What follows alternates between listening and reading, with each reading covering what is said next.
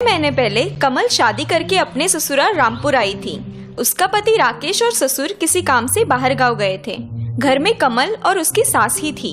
अरे बहू, तुम्हारी पिताजी ने नया टीवी देने का वादा किया था शादी में, कहीं भूल तो नहीं गए?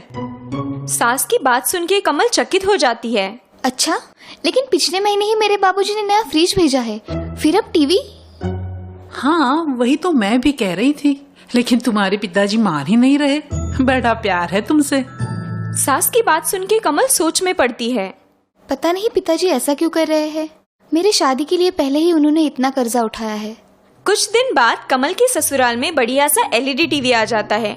सास बहुत खुश है, लेकिन कमल दुखी हो जाती है। पता नहीं पिताजी ने कैसे पैसे जुटाए होंगे इस महंगे टीवी के लिए। ऐसे ही कुछ दिन बीत जाते हैं। अब कमल की सास कुछ और बड़ी चीज पाने की लालसा करती है। बहू, तुम्हारे पिताजी कार कब बुक कर रहे हैं? 1 महीना हो गया उन्होंने वादा करके। सास की बात सुन के कमल को झटका लगता है। जी, और एक कार? हमारे पास तो पहले से ही एक है ना। अरे उसमें एसी नहीं है ना, और बहुत छोटी भी तो है। और तुम्हारे पिताजी ने खुद ही हमें कार देने की मनीषा जताई, तो हम ना नहीं बोल सके। सास की बात सुन के कमल उलझन में पड़ती है। माँ जी, क्या मैं 2 दिन के लिए पिताजी के यहाँ हो आऊं? कार कब तक आएगी ये भी देख लूंगी। कमल की बात सुन के सास खुश होती है। हाँ हाँ, बिल्कुल जाना, मैं यहाँ सब संभाल लूंगी। अगले दिन कमल अपने मायके निकलती है। प्रणाम माँ जी, आप अपना ख्याल रखना। हाँ हाँ, तुम चिंता मत करो, कार तो आ ही जाएगी आज नहीं तो कल। लेकिन तुम लौटते वक्त अपने मायके से कुछ कीमती मूल्यवान चीज लेके आना, खाली हाथ मत लौटना। नहीं, वो क्या है ना, नई दुल्हन के लिए अशुभ होता है, ऐसा मानते हैं। हे भगवान, इनकी भूख तो दिन ब दिन बढ़ती ही जा रही है। कमल अपने मायके पहुंचती है और अपने पिताजी से कार के बारे में पूछताछ करती है। क्या कार, और वो भी एसी वाली? नहीं, मैंने तो ऐसा कोई वादा नहीं किया है, और अब तो मेरी सारी जमा पूंजी भी खत्म हुई है। अब कमल के दिमाग में सारी बात सुलझ जाती है। अच्छा, मतलब सासू जी झूठ बोल रही है, अपनी मनगढ़ंत कहानियां बना रही है। 2 दिन पिताजी के घर रहने के बाद कमल अपने ससुराल लौटने की तैयारी करती है। प्रणाम पिताजी, मैं चलती हूँ, आप अपना ख्याल रखना। बेटा, वो कार का क्या करे? तुम्हारी सास नाराज हो जाएगी तुमसे। नहीं पिताजी, अब चिंता मत कीजिए, मैंने यहाँ की 2 मूल्यवान चीजें अपने साथ ली है, सासू माँ खुश हो जाएंगी। कमल की बात सुन के गोपीनाथ उलझन में पड़ता है, लेकिन पिताजी को दिलासा देके कमल अपने ससुराल के लिए निकलती है। जब कमल अपने ससुराल आती है, सास बड़ी खुशी से उसका स्वागत करती है। आओ आओ बहू रानी, पिताजी कैसे हैं तुम्हारे? जी बढ़िया है। पिताजी ने कार के बारे में कुछ कहा तुमसे? कब भेज रहे हैं? जी जल्द ही आ जाएगी कार। कमल की बात सुन के सास फूले नहीं समाती। वाह वाह, ये तो बड़ी खुशी की बात है बहू।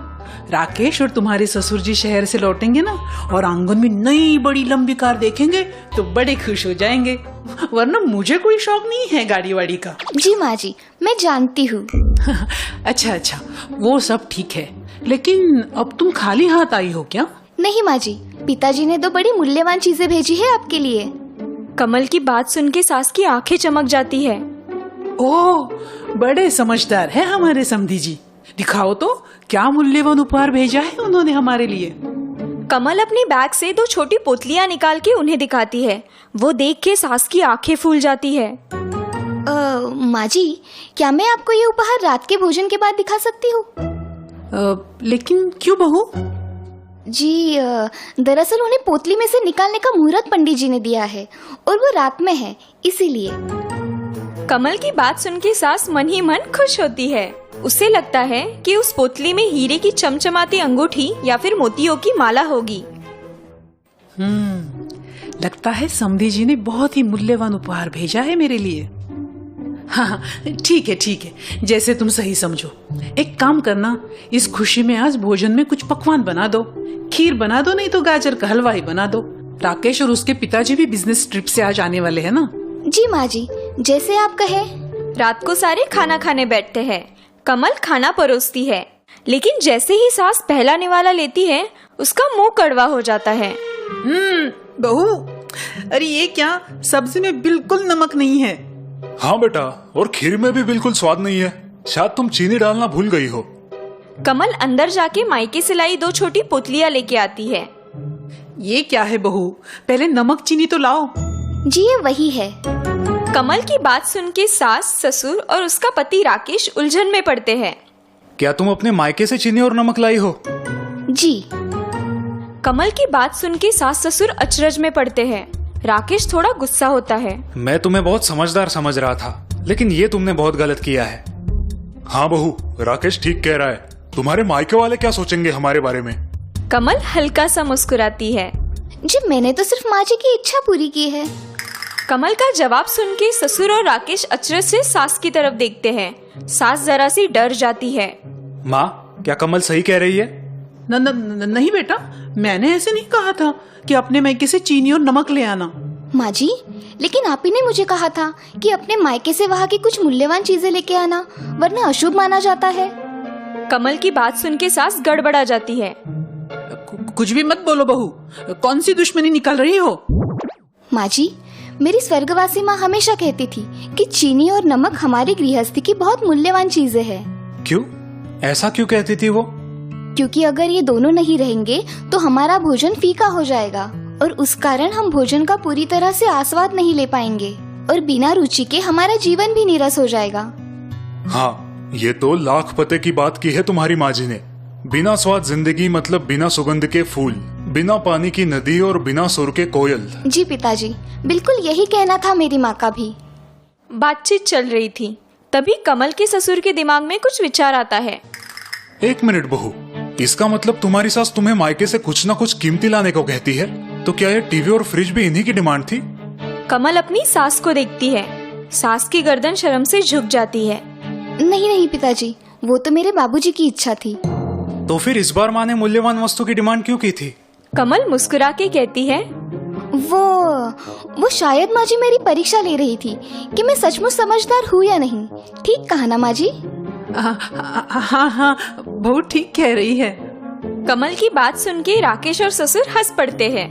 फिर तो तुम अव्वल नंबर से पास हुई हो। क्यों भाग्यवान, ठीक कहा ना मैंने? जी बिल्कुल सही कहा आपने। अब मुझे इस गृहस्थी की कोई चिंता नहीं। मैं 4 धाम यात्रा के लिए बेझिझक जा सकती हूँ। कमल रसोई में साफ सफाई कर रही है, तभी उसकी सास वहाँ आती है। बहू, मुझे माफ कर देना। मेरी लालच की वजह से तुम्हारे पिताजी को बड़ी मुश्किलें उठानी पड़ी होगी। नहीं माँ जी, कोई बात नहीं। आपने अपनी गलती मान ली, ये आपका बड़प्पन है। कमल की बात सुन के सास संतुष्ट होती है और उसे आशीर्वाद देती है। सचमुच मैं कितनी भाग्यवान हूँ जो तुम्हारी जैसी संस्कारी, क्षमाशील और विचारी बहू हमारे घर आई है। जुग जुग जियो बेटा।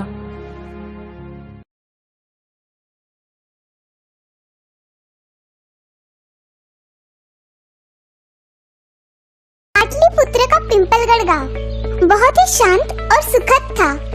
यहाँ के लोग एक दूसरे की मदद किया करते थे। गांव के लोग मिलजुल कर रहते थे और एक दूसरे के साथ खुशियाँ बांटा करते थे। इस गांव के मुखिया जी थे भान सिंह जी। मुखिया जी का गांव में अच्छा खासा दबदबा था। जब भी गांव वालों को कोई परेशानी होती तो मुखिया जी के पास पहुंच जाते। मुखिया जी, हमारे बाबा के देहांत के बाद हमने उनकी आज्ञा के अनुसार सारी जायदाद 2 हिस्सों में बांट ली। तो समस्या क्या है? समस्या हमारा ये पुश्तैनी हार है जो सालों से हमारे खानदान की विरासत है। अब ये किसके हिस्से में आएगा हम ये नहीं समझ पा रहे। मतलब ये तुम्हारी माँ ने भी पहना होगा? हाँ, और फिर उन्होंने ये हार किसको दिया होगा? बड़ी भाभी को। तो अब तो कोई समस्या ही नहीं रही। जब तुम्हारी माँ ने ही अपना हार अपनी बड़ी बहू को दिया तो अब ये हार उसका ही हुआ, ना ये तुम्हारा है ना तुम्हारा। दोनों भाइयों को मुखिया जी की बात समझ आ गई और वो दोनों राजी खुशी अपने घर चले गए। इस गांव में हर दिन एक घी वाली भी आया करती थी, नलिनी। ताजा ताजा देसी घी, गाय का शुद्ध देसी घी। घी खाओ और तंदुरुस्त हो जाओ। शुद्ध देसी घी ले लो, शुद्ध देसी घी ले लो। रोज शाम नलिनी थक हार के भीमदेव टेलर की दुकान पर जाया करती थी। अरे आओ आओ नलिनी, ये लो पानी पियो। कैसा था आज का व्यापार? बहुत अच्छा, सारा घी खत्म हो गया। बढ़िया है। अब थोड़ा आराम कर लो, बहुत थक गई होगी ना। नलिनी रोज भीमदेव के साथ बातचीत किया करती थी। नलिनी अपनी छोटी बहन के शादी के लिए पैसे इकट्ठा कर रही थी। ऐसे ही एक दिन नलिनी पैसे गिन रही थी। आज तो बहुत सारे पैसे इकट्ठा हो गए हैं। आज ये सारे पैसे सोनर काका के यहाँ जमा करवाऊंगी। और फिर दिन भर रोज की तरह नलिनी ने घी बेचा। ताजा ताजा देसी घी, गाय का शुद्ध देसी घी। घी खाओ और तंदुरुस्त हो जाओ। शुद्ध देसी घी ले लो, शुद्ध देसी घी ले लो। और शाम होने पे वो भीमदेव की दुकान पर पहुंची।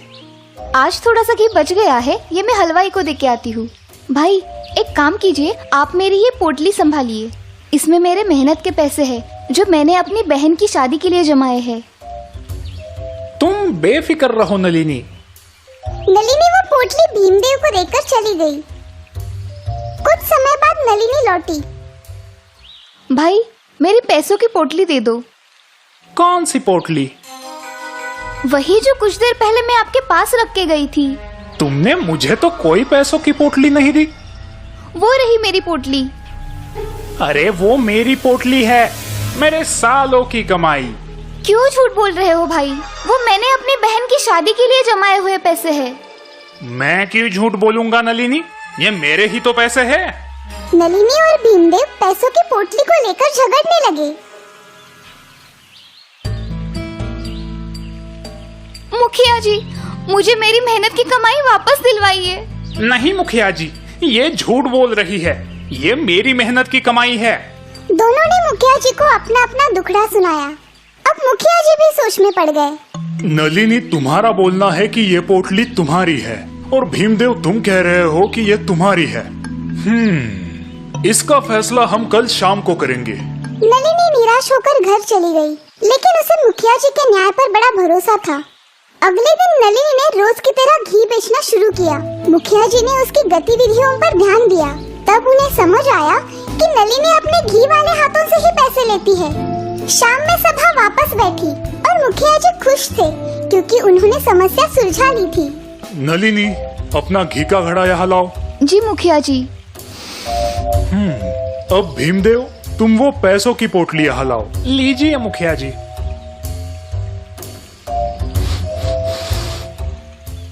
भीमदेव, तुम झूठ बोल रहे हो। ये पैसे नलिनी के हैं।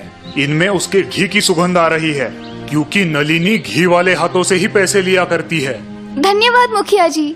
और भीमदेव, तुम्हें नलिनी के साथ धोखाधड़ी करने के लिए जुर्माने के रूप में नलिनी को 100 सिक्के देने होंगे और तुमने दोबारा किसी को धोखा दिया तो तुम्हें गांव से निकाल दिया जाएगा, समझे?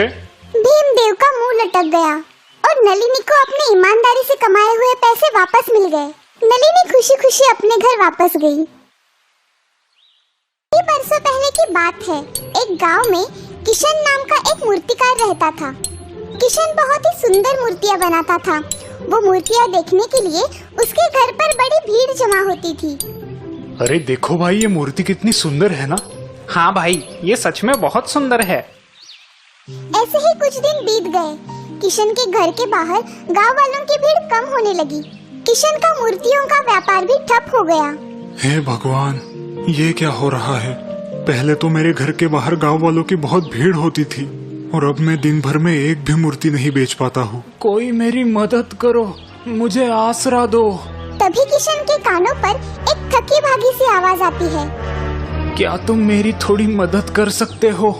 किशन देखता है कि एक बूढ़ा बीमार सांप उससे बात कर रहा है। पहले तो वो डर जाता है, लेकिन सांप को बीमार देखकर उसे उसकी दया आती है। बोलिए नाग देवता, मैं आपकी क्या मदद कर सकता हूँ? मैं बूढ़ा और बीमार हो गया हूँ और रहने के लिए आसरा ढूंढ रहा हूँ। अच्छा, ये बात है। नाग देवता, मेरे घर के पास जो पेड़ है उसके बिल में आप आसरा ले सकते हो। मैं हर रोज आपके लिए वहाँ पे दूध की कटोरी रखता जाऊंगा। तुम्हारा कल्याण हो। दूसरे दिन किशन दूध की एक कटोरी नाग देवता के बिल के सामने रखता है और वहाँ से चला जाता है। नाग देवता अपने बिल से बाहर आकर वो दूध पी लेते हैं। ये किशन बड़ा ही नेक दिल है, मुझे इसकी थोड़ी मदद करनी चाहिए। दूसरे दिन किशन रोज की तरह दूध की कटोरी रखने जाता है तो उसे पहले वाली कटोरी में एक सोने का सिक्का दिखाई देता है। अरे वाह, लगता है नाग देवता ने खुश होकर मुझे ये सोने का सिक्का दिया है। फिर ये सिलसिला ऐसे ही चलता रहा। किशन हर रोज नाग देवता के लिए दूध की कटोरी रखता और बदले में नाग देवता उसे एक सोने का सिक्का देते। किशन का बेटा गोपाल ये सोचकर हैरान था कि आखिर ये सिक्के आते कहाँ से हैं।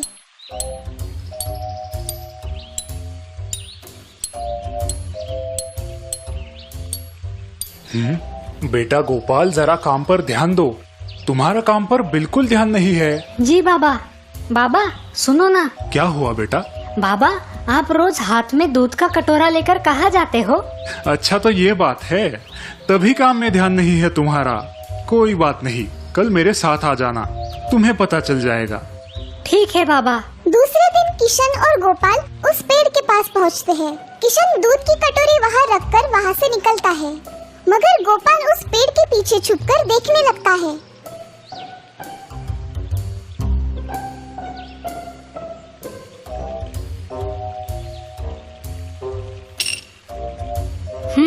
तो ये बात है। कल से मैं खुद ही इसे दूध पिलाने आ जाऊंगा। बाबा, अब कल से मैं ही नाग देवता को दूध देने जाऊंगा। वैसे भी आपको और भी बहुत काम होते हैं। हाँ जरूर बेटा, कल से तुम ही नाग देवता को दूध पिलाने जाना। गोपाल मन ही मन खुश होता है और उसी बात को सोचते हुए सो जाता है।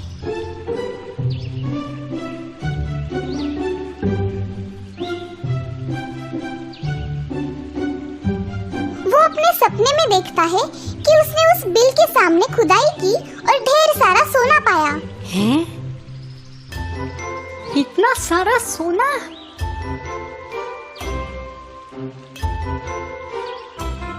ये मैं अमीर हो गया, मैं अमीर हो गया। ये आवाज सुनकर किशन गोपाल के पास आता है। अरे बेटा क्या हुआ? क्या तुमने कोई सपना देखा? जी कुछ नहीं पिताजी, बस यूं ही। आप जाइए, सो जाइए। जरूर उस नाग के बिल में बहुत सारा धन होगा। मुझे उस बिल की खुदाई करनी चाहिए।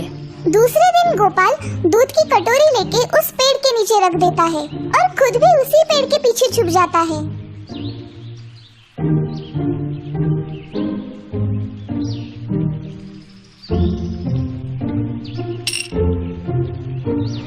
अच्छा। पहले मुझे इस सांप से निपटना होगा। मैं इस सांप को मारकर उसके बिल के सारे सोने के सिक्के निकाल लूंगा। गोपाल वो दूध की कटोरी लेकर घर आता है और उन सोने के सिक्कों के बारे में सोचने लगता है। अगर मुझे उस बिल में से वो सारे सोने के सिक्के मिल जाए तो मैं अमीर बन जाऊंगा। दूसरे दिन रोज की तरह गोपाल दूध की कटोरी पेड़ के नीचे रखता है और फिर एक बार पेड़ के पीछे छुप जाता है। जैसे ही नाग दूध पीने लगता है, गोपाल एक लाठी से उस नाग के सिर पर जोरदार प्रहार करने लगता है। गोपाल की इस हरकत से नाग देवता को गुस्सा आ जाता है और वो गोपाल को डसते हैं। गोपाल दर्द से चिल्लाकर नीचे गिर जाता है। गोपाल की आवाज सुनकर किशन दौड़ते हुए वहाँ पर आ पहुँचा। हे नाग देवता, मेरे बेटे ने आपका क्या बिगाड़ा था जो आपने उसे ही काट लिया? देखो किशन, तुम्हारा मन बहुत साफ है, इसलिए मैं तुम्हें रोज एक सोने का सिक्का देता था और तुम भी उसमें संतुष्ट थे। तुम्हारे मन में उस सोने के सिक्के को लेकर कभी कोई लालच नहीं आया, लेकिन तुम्हारा बेटा बहुत ही लालची था। उसने सोने के सिक्कों के लिए मुझ पर प्रहार किया और मैंने भी मेरी जान बचाने के लिए उसे डस लिया। इसमें मेरी क्या गलती है? अब मैं यहाँ पे नहीं रुक सकता। किशन अपने बेटे की मूर्खता पर रोने लगा। उसने नाग देवता से माफी मांगी, लेकिन नाग देवता वो बिल छोड़कर हमेशा के लिए वहाँ से चले गए।